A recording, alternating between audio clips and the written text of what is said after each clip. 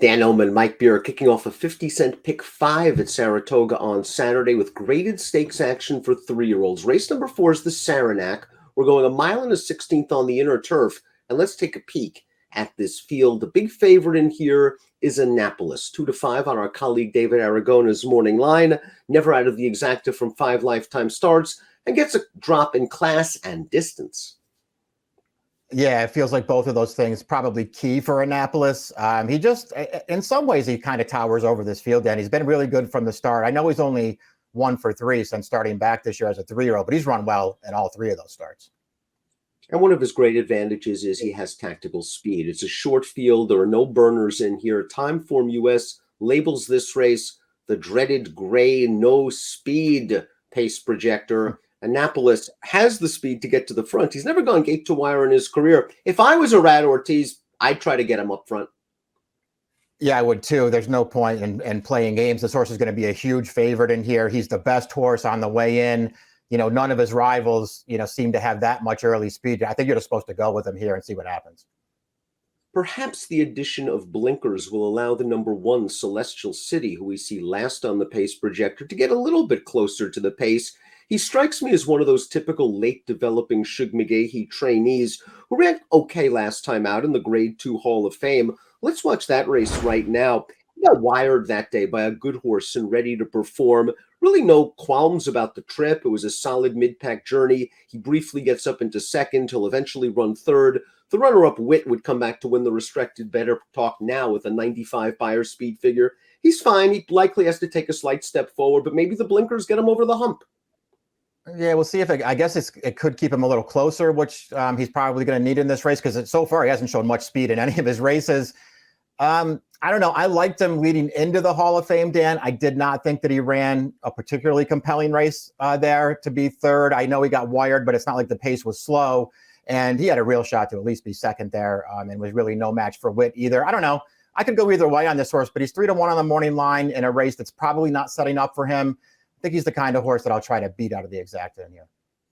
The most lightly raced horse in the field, the horse with arguably the most upside, is the number 2 Piqua, a horse that has shown some speed in the past. This horse only ran once last year as a 2-year-old for Graham Motion, was very green at Saratoga in that race, ran just fine. Motion doesn't usually win with first-time starters. Something must have happened. Graham gave him plenty of time. He found a nice, easy spot at Laurel. That was a solid performance, and he ran really well in his first start against winners. First level allowance race, the pace not fast at all in this 1 mile event.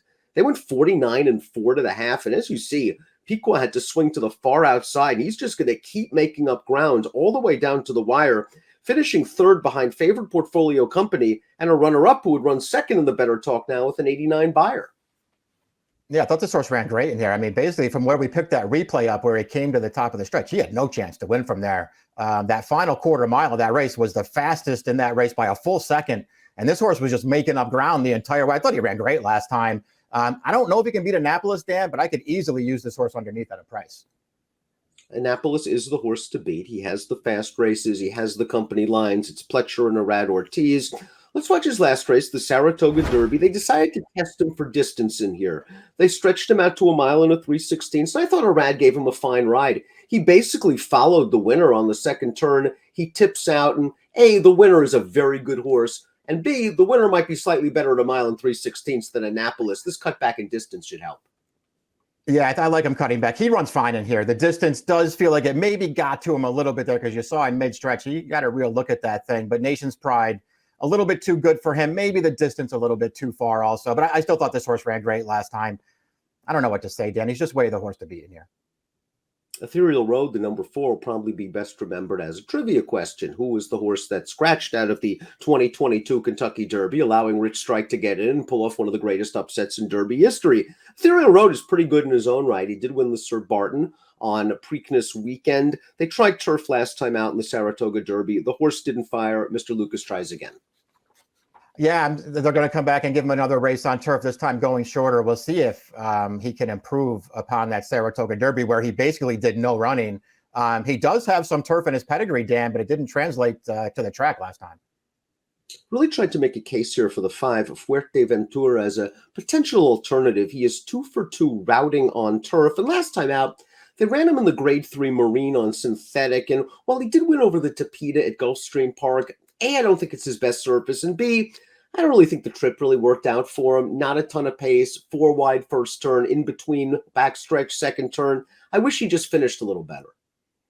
Agree with all that stuff. I didn't love his last race, but I could excuse it if I had to and if I wanted to. And I feel like this might be a situation where you want to do that. I did like his Jersey Derby two-back. I thought he ran really well that day.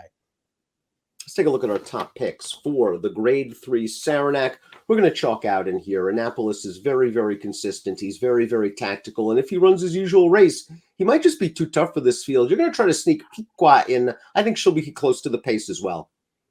Yeah, I don't think the alternatives are there to try to beat Annapolis, but I will play a 3-2. 3-2-1-5 for Mike. 3-1-5-2 for me. It's the Grade 3 Saranac, one of 3 graded stakes races at Saratoga on Saturday. Best of luck.